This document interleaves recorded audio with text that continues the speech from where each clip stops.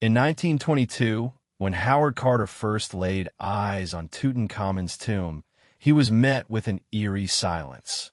The air inside the ancient Egyptian chamber seemed to vibrate with anticipation, as if the very walls held their breath in anticipation of a discovery that would shake the foundations of history. And then, like a whispered secret, Carter heard it, the faint sound of scurrying rodents, echoing through the narrow corridors of the tomb. This was not just any ordinary tomb. Tutankhamun, the young pharaoh of Egypt's 18th dynasty, had ruled from around 1332 to 1323 BC, a mere child of 9 years when he ascended to the throne. His reign was marked by tumultuous struggles for power and his own tragic fate. Some say he died in battle, while others whisper of an untimely demise at the hands of his own brother. Despite the whispers surrounding Tutankhamun's life and death, it is this latter event that has captured the imagination of historians and tomb raiders alike. In 1922, Howard Carter had been excavating a recently discovered tomb in the Valley of the Kings for several years, when he stumbled upon an entrance that led to what he believed was a lost tomb. This site, known as KV-62, had lain undisturbed since the reign of Tutankhamun himself. As news of the discovery spread like wildfire through Cairo and beyond, two men stood out among the throng: Howard Carter and Lord Carnarvon, the British nobleman who sponsored the expedition. Both men were seasoned adventurers in their own right. Carter, a seasoned archaeologist with years of experience digging up ancient Egyptian tombs. Carnarvon, a high society figure with an insatiable passion for collecting rare and exotic artifacts. The two had met several years prior to the discovery of KV-62, when Carnarvon took Carter under his wing, providing him with the necessary funding and support to pursue his archaeological dreams. It was this partnership that had led them to Egypt in the first place, where they hoped to uncover secrets long lost to the sands of time. It was not just their professional connection that made these two men so formidable a team, nor was it merely a case of rich patronage versus dedicated scholarship. Both Howard Carter and Lord Carnarvon were driven by an insatiable hunger for discovery, a burning curiosity that drove them deeper into the labyrinthine passages of ancient Egypt with each passing day. And yet, as they stood at the entrance to Tutankhamun's tomb on November 4th, 1922, they could hardly have imagined what lay ahead, nor the dark secrets and terrifying consequences that would follow in their footsteps. As the years passed since Howard Carter's groundbreaking discovery in 1922, the world was captivated by the mysteries and treasures of Tutankhamun's tomb. The Egyptian government, eager to capitalize on the treasure's allure, began to exert control over the excavations and artifacts.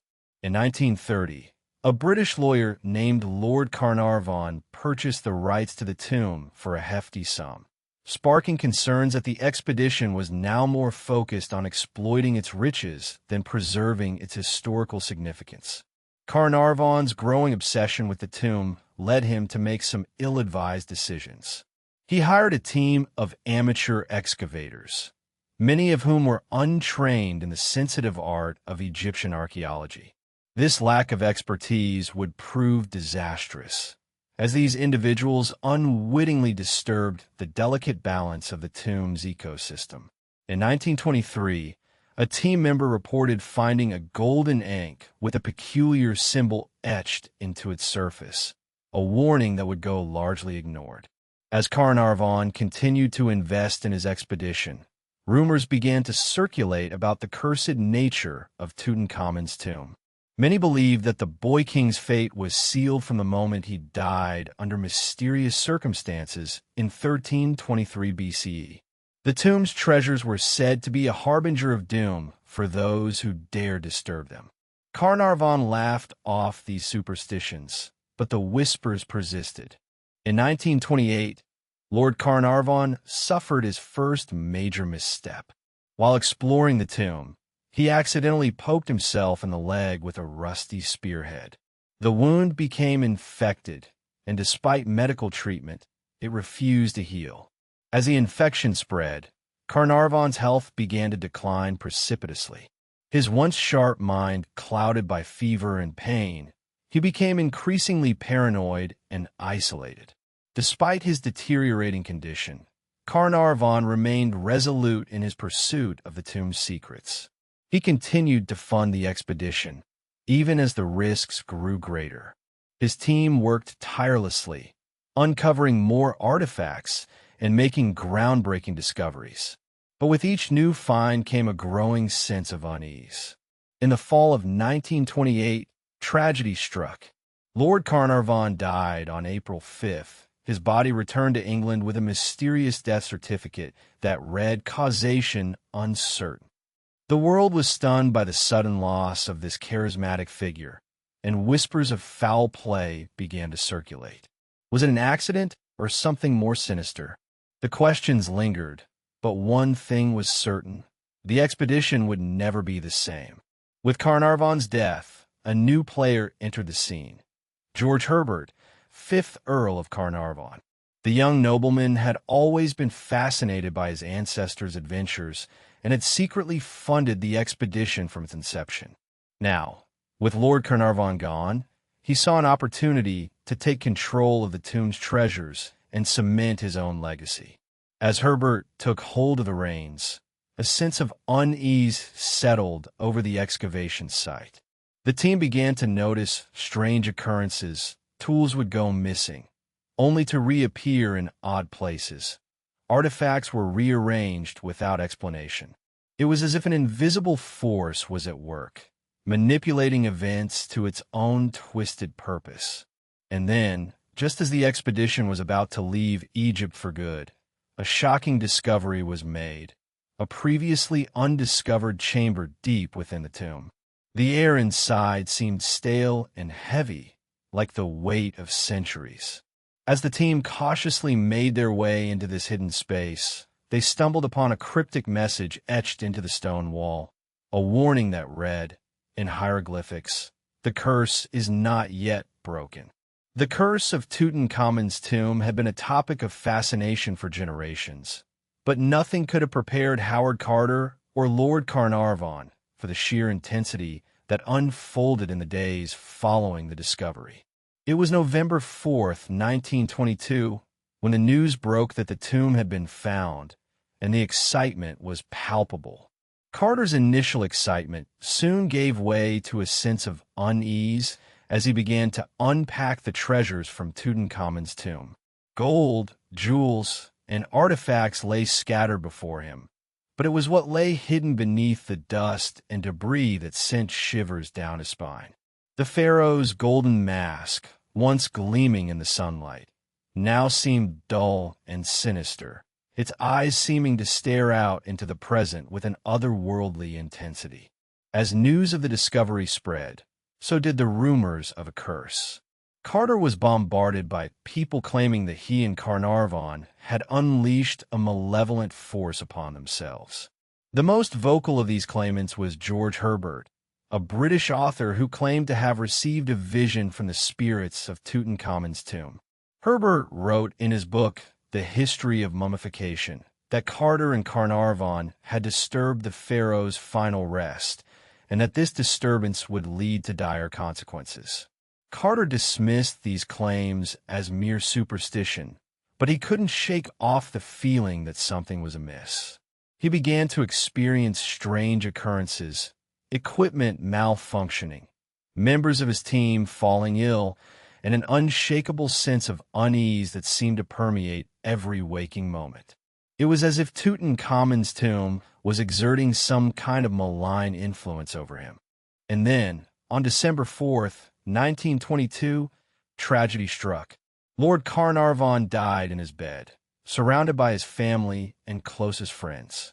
The official cause of death was a blood infection from mosquito bite, but rumors abounded that the curse had finally claimed its first victim. Carter was devastated. He had grown close to Carnarvon, and the loss was a personal blow. The news of Carnarvon's death sent shockwaves through the archaeological community, and the curse of Tutankhamun's tomb became impossible to ignore. It seemed that Howard Carter had unleashed a malevolent force upon himself, one that would stop at nothing to claim his life as well. The world watched in horror as Carter struggled to come to terms with what he had unleashed. As the months passed, Carter continued to experience strange and terrifying occurrences. He received threatening letters and messages from unknown sources, warning him of impending doom. His health began to decline, and he became increasingly reclusive, shutting himself away in his bedroom for days on end. It was as if Tutankhamun's tomb had become a living, breathing entity, one that was determined to consume Carter whole. And yet, even in the face of such overwhelming terror, Carter remained steadfast, driven by a fierce determination to uncover the secrets of the pharaoh's tomb. He spent countless hours poring over ancient texts and seeking out the wisdom of experts from around the world. But as he delved deeper into the mysteries of Tutankhamun's tomb, it became increasingly clear that some secrets were meant to remain buried forever. As Carter's health began to decline, his obsession with the pharaoh's tomb only intensified. He spent his final days surrounded by ancient artifacts and texts, searching for answers that seemed to slip further and further away from him. It was a tragic end to a man who had once been so full of life and purpose. Howard Carter, the man who uncovered the secrets of Tutankhamun's tomb, left us with more questions and answers, his fate a testament to the enduring power of the curse that he had unleashed upon himself. As we stand before the golden throne of Tutankhamun, its majesty still lingers in the air, like a specter of a bygone era. The tomb, once a beacon of hope for Egyptologists and archaeologists alike, now stands as a testament to the enduring power of myth and legend. The discovery of Howard Carter's life-changing find in 1922 sent shockwaves around the globe, captivating audiences with its sense of mystery and forbidden knowledge.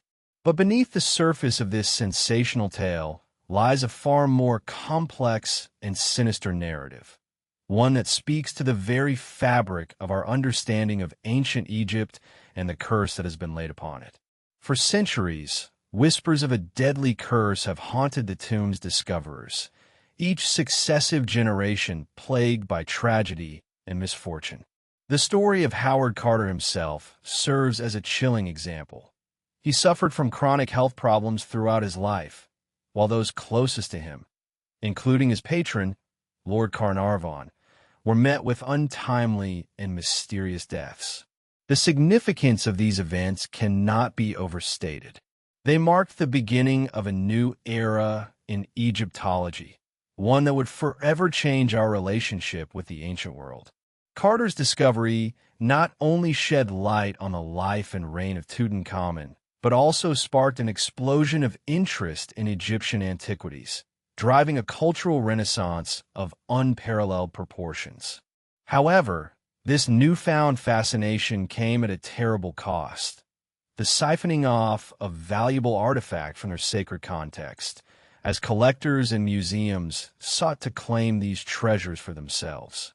Today, we are left grappling with the legacy of Tutankhamun's tomb, an archaeological site whose reputation has been forever tainted by the weight of superstition.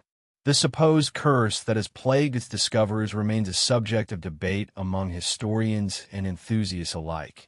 But one thing is certain: the allure of this enigmatic tomb continues to captivate us, drawing us inexorably into the labyrinthine world of ancient Egypt's greatest pharaohs. The discovery of Tutankhamun's tomb also raises profound questions about the nature of time itself. How can we truly understand a culture that was lost to the sands of history? And what secrets lie hidden in the very stones that surround us? As we continue to uncover the mysteries of this enigmatic king, we are forced to confront the limits of our own knowledge and the humbling realization that some truths remain forever shrouded in mystery. And yet, as we stand before the golden throne of Tutankhamun, it is impossible not to feel a sense of awe at the sheer magnitude of this ancient civilization. The curse of Tutankhamun's tomb remains an enduring enigma, but one thing is certain. Its legacy will continue to captivate us for generations to come. As we bid farewell to this haunting tale, I leave you with a final question. What secrets lie hidden in the shadows of our own forgotten histories, waiting to be unearthed by brave and curious hearts? The sands of time are always shifting, but one thing remains constant. The allure of the unknown will forever draw us towards the secrets that lie hidden in the darkness.